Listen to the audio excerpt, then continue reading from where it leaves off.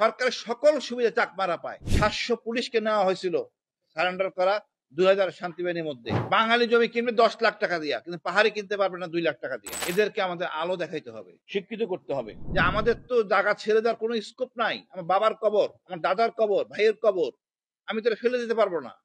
কিন্তু শেখ হাসিনা চুক্তি করছিলেন সমগ্র বাঙালিদেরকে এক জায়গায় নিয়ে আসবেন। কোন জায়গায়? কাপ্তাই ড্যামটাকে বন্ধ করে দিবেন, কাপ্তাই ড্যামের এই জায়গায় উনি বাঙালিদের আনবেন। কতটা নির্বুদ্ধিতার মতো এই সিদ্ধান্ত। এটা ছিল অলিখিত চুক্তি, এটা নিয়ে এমন কষাকষি অনেকদিন ছিল। তার একটা চুক্তির মধ্যে আমি বলি, 700 পুলিশকে নেওয়া হয়েছিল সারেন্ডার করা 2000 শান্তি বাহিনীর মধ্যে।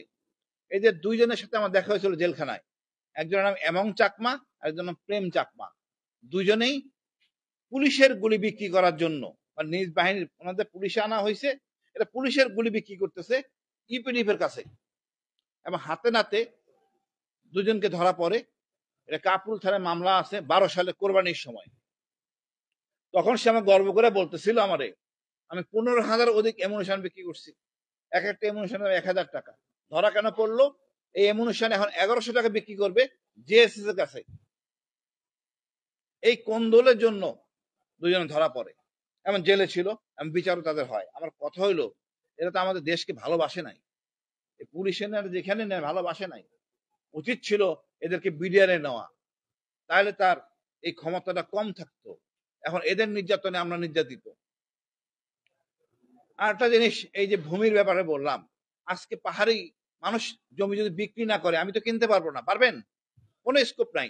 পাহাড়ি বিক্রি করলে আমি কিনতে পারবো। মানুষ কখন বিক্রি করে নিজের জমি?